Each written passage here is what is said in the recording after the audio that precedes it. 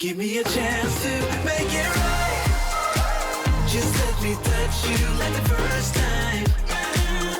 We don't need answers to survive. Just let us keep on with the black guy.